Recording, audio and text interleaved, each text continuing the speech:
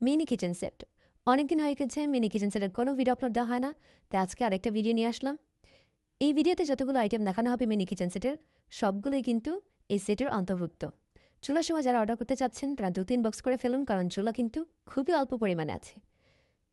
এখন আসি খুব গুরুত্বপূর্ণ একটা কথায়।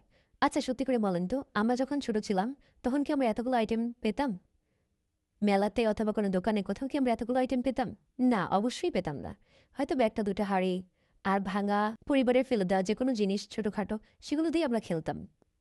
এত সুন্দর সুন্দর আইটেম আমাদের সময় ছিল না। এখন যেহেতু আছে, আপনার বাচ্চাকে তাহলে কেন কিনে দিচ্ছেন না?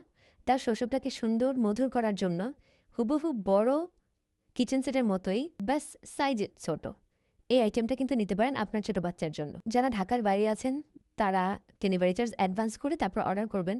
আর আপনারা যারা টিকটকে অথবা ইউটিউবে আমার ভিডিওগুলো দেখেন, তারা সেখানে কমেন্ট করেন প্রাইস কত এবং বিভিন্ন বিষয় জানতে চান। তাদের জন্য বলে দিচ্ছি, টিকটক অথবা ইউটিউবে কমেন্ট বা ইনবক্স না করে সরাসরি আমাদের page, Facebook page Ryans tiny কিচেনে চলে আসবেন।